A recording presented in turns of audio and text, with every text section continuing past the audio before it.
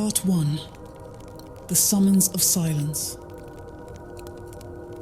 In the heart of an ancient, enchanted forest, veiled in mist and murmurs, stood a forsaken fortress known as the Citadel of Shadows. Time had forgotten this place, allowing nature to reclaim it. Ivy wove through the stonework like veins, and towering oaks formed a protective canopy above.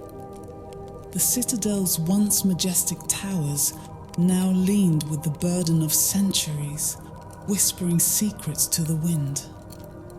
Elias, a solitary wanderer with a heart full of curiosity, felt an inexplicable pull toward this enigmatic place. The villagers at the forest edge spoke in hushed tones of treasures hidden within its haunted halls, and of ghosts that guarded them with relentless watchfulness. Yet, Elias's quest was not driven by greed, but by a deep-seated yearning to uncover the truth behind the Citadel's abandonment, a mystery that had haunted him since childhood.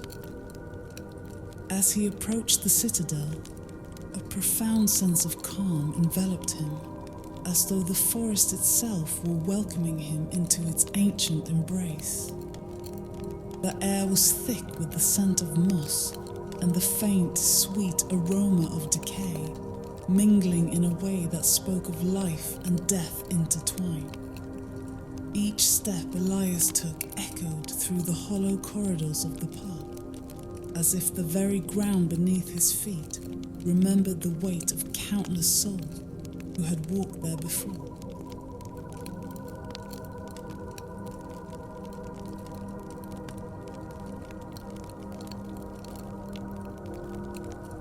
Part 2. Into the Heart of Shadows.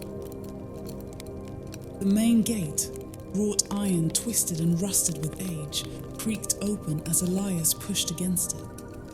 He stepped into the citadel, silence greeting him like an old friend.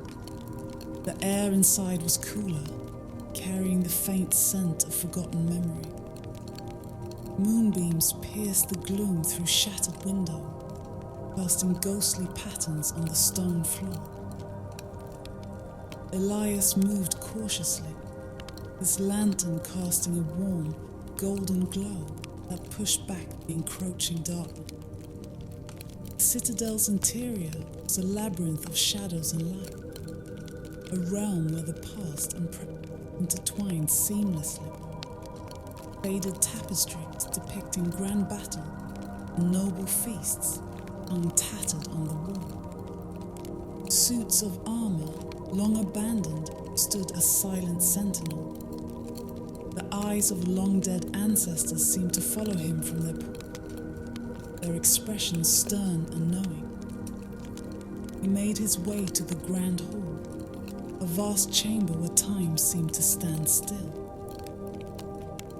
A mural stretched across the wall, depicting a great battle in vibrant, though faded hue. The intensity of the scene was palpable, warriors locked in eternal struggle. Elias felt a chill as he gazed upon, as though the very stones whispered of the bloodshed that had taken place.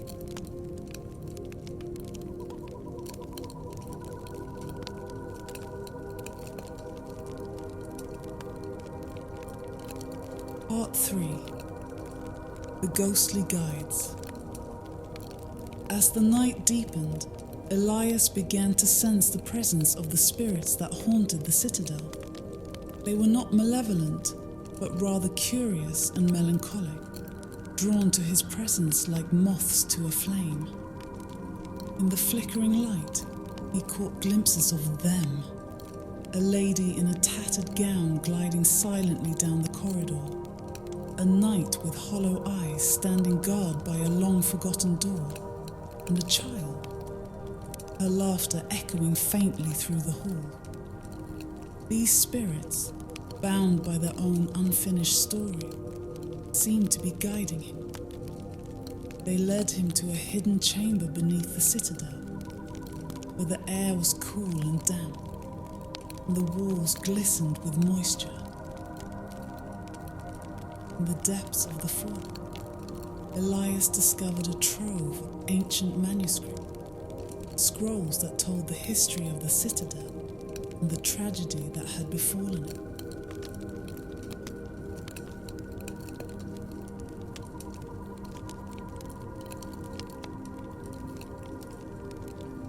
Part 4. The Buried Past. Seated in the dim light of his lantern, Elias carefully unrolled the scrolls. They recounted the history of a noble family that had once ruled the land with wisdom and kindness. The Citadel had been a place of prosperity and joy, until jealousy and betrayal brought it to ruin. A rival noble, consumed by envy, had conspired with dark forces to bring about their downfall. A curse was cast upon the Citadel, condemning its inhabitants to an eternity of unrest. Elias's heart ached as he read their story, the weight of their sorrow pressing down upon him. The family, along with their loyal retainers, had become restless spirits, forever bound to the Citadel, guarding the treasures of their past and the secrets of their demise.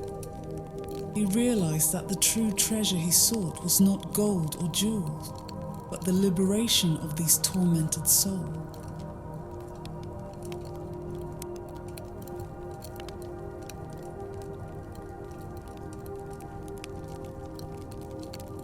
Part 5. The Labyrinth of Secret.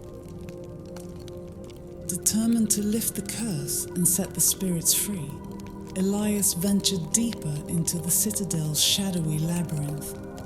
Each step was guided by a faint, almost imperceptible pull, as though the spirits themselves were leading him to the heart of the mystery.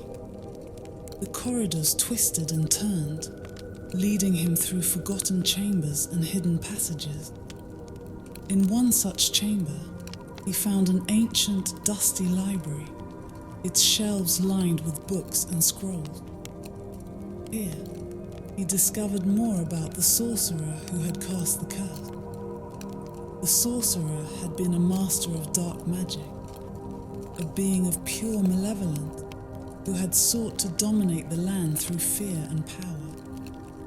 His hatred for the noble family had known no bounds, and he had used his dark arts to bind their souls to the Citadel, ensuring their torment for eternity.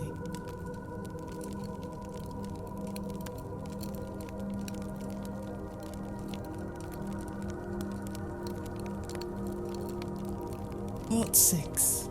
The Dark Altar. Armed with this knowledge, Elias sought out the heart of the Citadel's darkness. In the deepest, most shadowed part of the fortress, he found an ancient altar, dark and foreboding. The air was thick with malevolence, and he could feel the dark magic that had been woven into the very stones of the fortress. The altar was adorned with symbols of dark power, its surface stained with the blood of countless sacrifices. It was here that the sorcerer had performed his darkest rituals, binding the souls of the innocent to his will. Elias could feel the presence of the sorcerer, a malevolent force that still lingered in the shadows, watching him with burning eyes.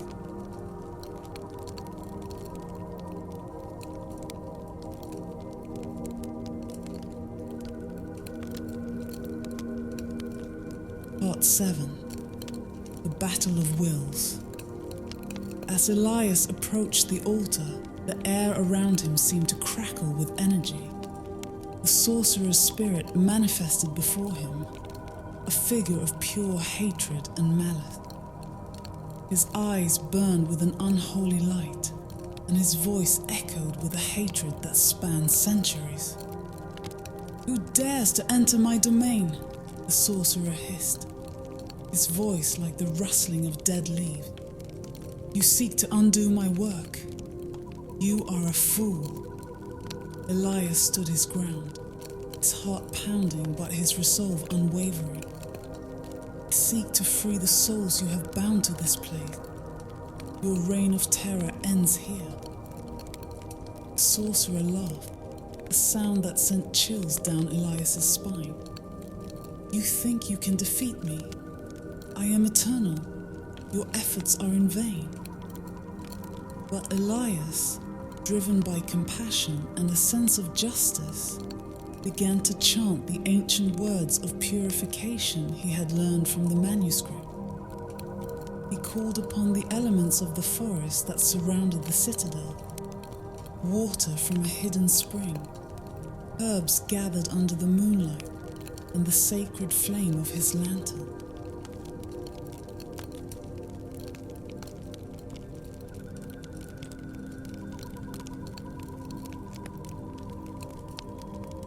Part 8. Purification.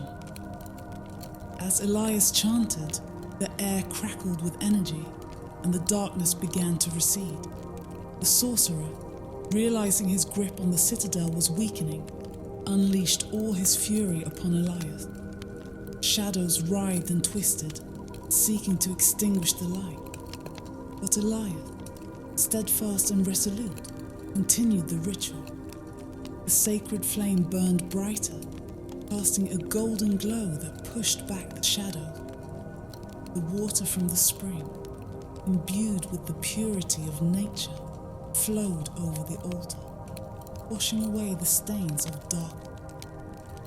The herbs, symbols of life and renewal, filled the air with their sweet aroma, dispelling the stench of decay. With a final, resounding incantation, the curse was broken. The sorcerer's spirit, unable to withstand the purity of the ritual, was banished, dissipating it to nothing. The altar, once a place of darkness, now stood as a symbol of hope and renewal.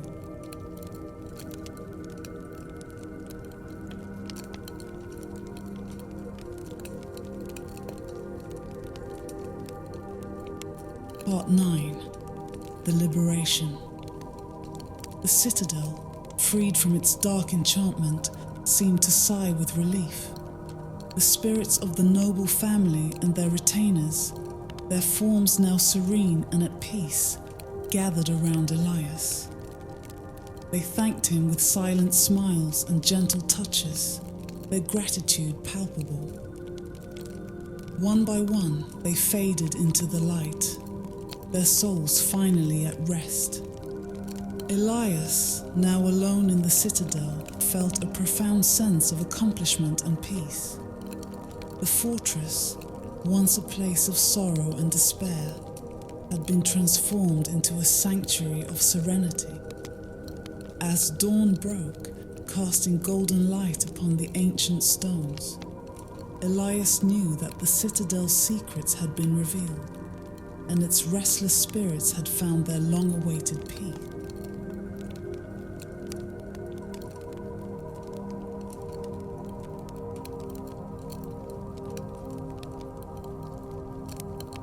Part 10. The Journey Home. With a heart full of gratitude and a spirit unburdened, Elias left the citadel of shadow. The forest, now bathed in the gentle light of morning, seemed to hum with a newfound harmony, a testament to the power of compassion and the enduring strength of the human spirit. As he walked through the forest, the birds sang a song of renewal, and the trees whispered their approval. Elias knew that his journey was not yet over. The world was full of mysteries and secrets waiting to be uncovered, and he felt a renewed sense of purpose. The Citadel had taught him the value of compassion, courage, and the enduring power of the human spirit. As he emerged from the forest, the villagers who had once feared the Citadel welcomed him with open arms. They listened in awe as he recounted his journey, and their fear of the Citadel was replaced with reverence and respect. Elias had become a hero, not just for freeing the spirits of the Citadel, but for reminding them of the power of hope and compassion.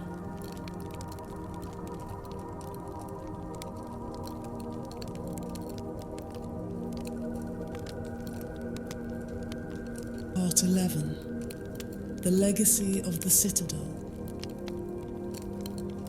In the years that followed, the Citadel of Shadows became a place of pilgrimage, where people from far and wide came to pay their respects and seek solace.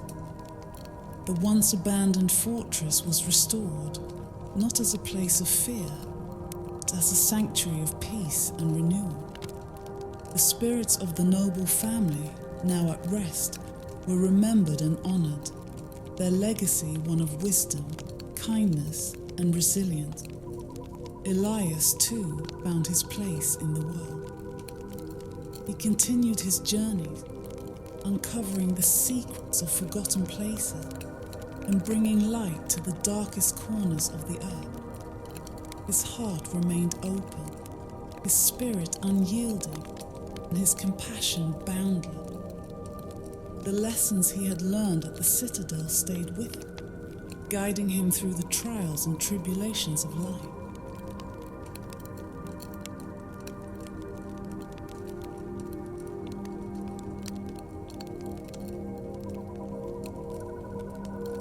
Part 12. A new dawn years later, as Elias stood at the edge of a new uncharted forest, he felt the familiar pull of adventure and discovery. The world was vast and full of wonders, and he knew that his journey was far from over. With a deep breath, he stepped into the unknown, ready to uncover the mysteries that lay ahead. The Citadel of Shadows, now a beacon of hope and renewal, stood as a testament to the enduring power of the human spirit. Its walls, once shrouded in darkness, now glowed with the light of countless souls who had found peace and redemption within its ancient embrace. And so, the story of Elias and the Citadel of Shadows became a legend, a tale of courage, compassion, and the eternal quest for truth and justice. It was a story that inspired generations, reminding them that even in the darkest of places, the light of hope and humanity would always prevail. In the quiet moments of the night when the world was still, the whispers of the Citadel could still be heard. A gentle reminder that the present and future were forever intertwined in the tapestry of life. And as long as there were those who sought the truth and fought for justice, the light of the human spirit would never be extinguished.